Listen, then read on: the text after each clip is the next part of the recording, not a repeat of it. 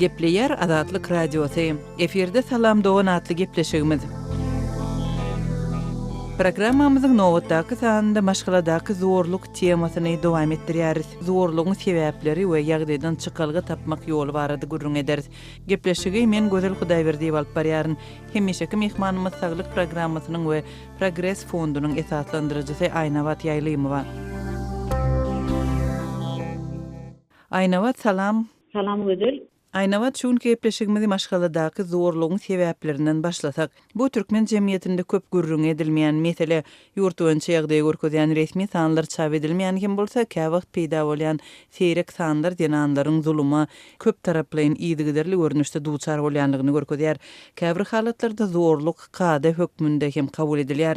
Siziň pikiriňizçe näme üçin türkmen maşgalalarynda aýallar we çagalar zorlugy köp duçar bolýar? Buna bir neçe tesir edýän faktorlar belläp bolar. Iri faktorlar öwrenilmeli biziň jemgyýetimizde. Ýurtda awtoritar siýasat dolanýar. Jemgyýetiň durmuşynyň ähli gatlaklaryna ornaşan korrupsiýa, aýal ýerleriň ykdysady erkinliginiň bolmadygy ýa-ni birleşimi diýeli, ýokul derejedäki işsizlik, bilim derejesiniň teselmegi. Maşgalada bolup geçýän zatlar zulüm türkmenistanyň siýasatyna girişip düşünmek üçin bir etmişe aynası ýaly ýagdaý mümkin. Zulümy görüp ösýän şagalar, gyýjagarlar we oğlanlar nähili ulu adamlary öwrülýärler. Men şu sorawaty gyzyklanýar. Hökümetiň emellerleriň bir bölegi aýallary giň derejede insany kabul bilenok. Hökümet ilat ýigrenýär, onu demofobi diýen ýaly bir zat bar.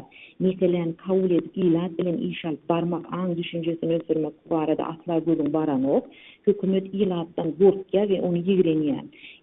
Näme men esaslanyp şolary belleýän. Meselen raýat jemgyýetçiligine, guramalaryna bolan şydançylyk şu ýigrenjiň bir misaly. Ýa bir misal ilatyň durmuş meselelери barada mediada habar bermekleri, Covid hatta kebiri ýol hadisalarda adam ýetkileri barada habar bermekleri. Hökümetiň resmilerin dymmak siýasaty maşgalada jemgyýetde zorly öjüp durýar. İlatyň aň düşünjesi barada habar berýän düşünjeler serjeşde kim zorlukly waka bolany jemgyýetimizde şeýle ideal düşünjeleri eşit bolýan birni maşgalatyna goşulmak aýyp, oğlunyň diýenmesden urmozdy, maşgalam başgalam, şydyrjak bolsyn ekleýär, şuňa düşünjeler. Şol bir wagtda bolwaşçylaryň halkara guramalaryň tribunalarynyň diýen zatlaryny göz aýladyk. Mehdi Ýaşymowa Türkmenistanyň Daşary işler ministriniň ornwasary şu ýyl Jenewada hökümetiň doşlary barada, aýal ýerleriň hukuklary barada BMW'nin ýygnanyna aýdanlary hökümetiň pozisiýasyna aýdyn görkezýär. Ol aýal ýerleriň hukuklary barada däl, onuň boşlary barada gürün edesi gelýär. Statusyny belläp geçdim, o şeýle çykyş etdi. Stata goşadyrmakda meniň hukuklarym hany, ana aýalyň bir jaý etmeli boşlary. Ol biriniň birinji aýaly bolsun, ikinji aýaly bolsun, ýa 10-njy aýaly bolsun. Hudaýyň haky üçin biziň kanunyň öňünde, döwletiň öňünde maşgalaryň öňünde boşlarymyz bar diýip çykyş etdi. Aýnawat belli bir derejede aýdyp geçdiňiz, ýöne ýene bir gezek durp geçsek diýen bolmasy diýen indiki soragymyz türkmen jemgyýetindäki tejribeleri synetsek maşgalalardaky milli däpdessur hasaplanýan ýagdaýlaryň ençemesi hakykatda zorlugyň görnüşleri bolup durýar. Sivilizlenen dünýädäki şertler bilen deňişdirilende orta asyr tejribeleriniň türkmen maşgalalarynda saklanyp kalmagyna näme sebäp bolýar? Fakat bu soru gözel şu metkirimçe Türkmenistanyň hökümet orta asyryň kymmatlyklaryny öňe sürýär şu wagt. Gynansak da zor, gorky, ruhu dünýäň garypligi, hökümet döwrewaplygy, современность, garşçykya, onu ähli hereketlerini fin edip bolýar. Türkmenistanyň gelejegi geçmişde ýatyr diýen ähen bilen çykyşlar edilýär. Biziň gelejegimiz ata-babalarymyzyň geçmişi, hökümetde döwrewap gelejegiň plany, suraty ýok. Barlyklara göre tebii galyplara garaşlyk sadiyetlerde aýal ýerleriň sowatlygy pes bolýar. Diňe biz Türkmenistanyň diýişler dünýä derejesinde geçirilýän barlyklarda şeýle netijeler berilýär. Almanya şeýle ykdysadyýetlerde aýal ýerler pes tölegli işlerde zähmet çekmeli bolýarlar. Ýa-ni däpdesurlary belläp geçdiňiz. Bu däpdesurlar bar, yaramaz däpdesurlar bar her jemgyýetde. Olar türkmen adamsynyň şahsiýetiniň bir bölegi bolup durýar. Men pikirimçe olar sejermeli, medeniýet paýhat elerinden geçirmeli. Beýnansakda автократияда bu zatlar intellektual azatlygy el ýeterli bolanok. gurunduşlyk etmäne giyinişlik bolanok. Hem şu ýerde giyinişlik, ýani diňe iki adam sosial mediada görün etmeli däl, analitik kontentin, maglumatyň azat miýanyň bolmadygy. Meselen dinden ýaran adam sözat tejribesi bardy bizim jemgyýetimizde. Gysal dediği düşünýär yarama tejribeler bardy. Bir döwürde muňa hem milli depdesular diýip ýören adamlar bardy. Bunu bu ilkinç tejribe tarihde galy. Köp aýallygym bir pursatda tarihde galy, kada bolmagyny boldy. Ýöne şu wagt Türkmenistanda bu ýygyny dolanýar. Aýallar bu gatnaşyklarda hiç hiýlik uğrawy bolanok. Sag bolan Aýnabat, şu ýerde türkmenistanlylaryň habarçylarymyz bilen paýlaşan pikirlerini hem diňletek ýerlikli bolar. Türkmenbaşyda tas her iki günden aýalyny urup, çağalaryny urýan adamlara duş gelýän. Maskala erkeğin garnaşlary, enatasy, hatta goňşular hem goşulýar. Oňunyk gep gurrunlar hem denanlaryň taýa giýmegine sebäp bolýar. Gelin maskaladaky dol hyzmatkar, kir ýuwmak, nahar biçirmek, öý arastalamak, çağalar terbiýesi bilen meşgul bolýar we nahar süýji bolmasa geliniň gaýynlary süýji bolmandyr diýse, ol oňunyk söz geliniň urulmagyna ul sebäp bolup bilýär. Türkmenbaşy şäherinde türkmen gelin gyzlary tähel dar we kelte köýnük we sport libasynda balyk futbolkada köçä çyksa, derrew köp gatly öýüň ýaşuly adamlary ýaş geliniň ýoldaşyny çağıryp geliniňe güýjüň ýetmeýärmi, dar geýinip boýunyp başlapdyr. Ertir bir gün oýnuş tapynaýmasyn, maskalaňy ýygyny diýip durmuşyna goşulyp başlaýar. Erkin ýaşamak isleýän ýaş geliniň ärine gep berip urdurýarlar. Ýa-da erkek adam goňşularynyň azy sözlerinden iň bolmanynda aýalyna paýy sözleri bilen göwnüne degmeli bolýar. Aýallar diňe çağıs üçin, enatasynyň awra üçin çydamaga mejbur bolýar. Aýrylşmak agyr mesele. Sosial taýdan aýal hukuklary tasdan gorulmadyk döwletde ýeke başly ene bolmak hasam kyn. Türkmenistanda maşgala zorlugy we umumy jemgyýetdäki aýal gyzlara bolan zorlugyň iki görnüşi bar. Birinciden aýallar öz äri tarapyndan sütem zorlugy sezewar bolsalar, ikinciden işleýän zenanlaryň özüniň erkek ýolbaşçysy tarapyndan dürli zorluklary duçar bolmagy. Durmuşa çykan gyzyň ene atasynyň onuň durmuşyna goşulmagyny türkmençilikde aýyp zat ýaly görülýär. Bu dinleýijilerimiziň maşgala zorlugy we onuň sebäpleri barada paýlaşan öz pikirleri.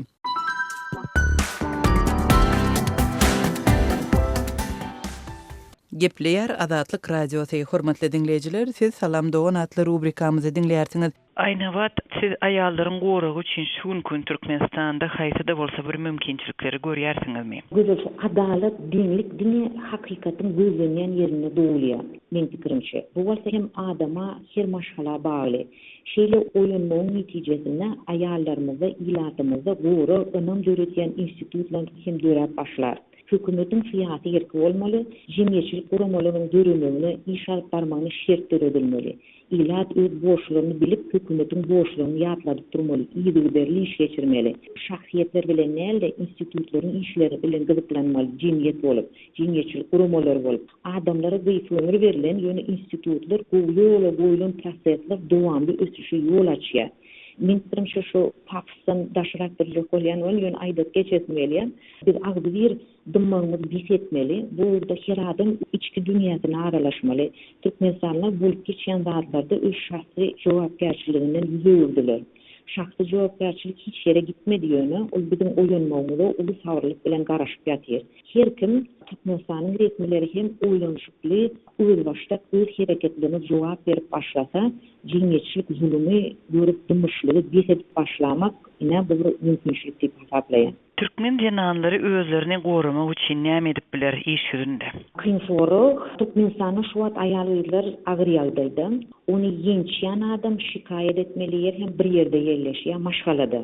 Bizde ählidat maşgalanyň üstüne ýüklenen başga institutlar işlänok jemgyýetimizde gynanjakda polisiýa, lukmanlar, sultlar geçen asaryň düşünjeleri bilen iş alyp barýarlar. Aýallara gaçyp atalygy, gyzyň telefon liniýalary, psihologyň kömegi, ýuristin kömegi ýaldatlary aslynda ýok. Döwlet öz boşlugyny ýerine ýetiren okşuwat. Adamlaryň zorlugyny kady däliňne düşünmekleri içdap ýaşamadyk möhüm bolup durýar. Sen şidap ýaşasaň hem şagalaryň psihikasyna gelejegine ýitmez iyi bolýar. Sen zorluk halkasyny üzmeli, ondan çykmaly. Zorlugy şärik, şaýat bolmamaly, agdy bir dymmagyny bisetmeli. zorluk, kimsetmek, adamın mertebesini dipelemek, Türkmen medeniyeti, Türkmençilik kada değerler. Bizim dımmağımız bulur kada vurdu. Hükümet meseleleri boyun almalı, şuratları döwrewaplaşdyrmaly, cemiyet bilen täze kanuny maslahatlaşmaly. Ýöne şutada bir zat bellädirmeli, gözel mühim zat. Şu kanun ýok diýdik. Şu täze kanun çykarylmaly cemiyetimizde. Ýöne bu täze kanun diňe maşgalany goramaly, kanun aýal ýerleri goramaly. Aýal ýerleriň öz başda subýektligi maşgaladaky statusyna bagly bolmalylar. Gyýlaryň maşgalasy bolsa-da, bolmasa-da, nikah dursa-da, durmasa-da adam mertebesi bar. Täze kanun adam mertebesini gorawyny bolmaly. Maşgalany saklamak üçin zorlugy şudamallar. Şu dinleýijilerimize benesin gelýär. Eger şu tanışlarda garnaş diýen arasynda zorlukdan iýje çekýäni görseňiz, ona bir park garaman kömek etmäňizi inanşyň. Bir näçe ýollar bar. Biz saytymyzda gatken maglumat ýerleşdirdik. Maşgaladaky zulüm diýen bir bölüm bar saytymyzda. Saglyk.org gatken maglumat ýerleşdirdik. Maglumatlar kampaniýasyny alyp barýar. Hükman maglumatlardan tidalanyň muallimler üçin, enatalar üçin, şagirler, ýetginjekler üçin maşgaladaky zorluk barada ken maglumat ýerleşdirdik. Şu zorluğun tidası bilen bölündeş olup, onu uydaki zorluğun doğru ve kadalı zat değerlerini yatlamak arkaly bolduğunu görkezim. Jik nähili hareketleri edip bolar.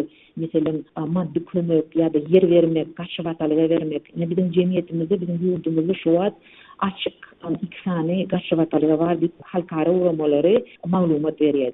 Gynansak da döwlet mediasyna hiç hile o arada maglumat berilen ok. Diňe 7 milyon adamdan varat ilatda iki gaçyvatalyga var. Bu bir gatymyzlygyny ýagdaý.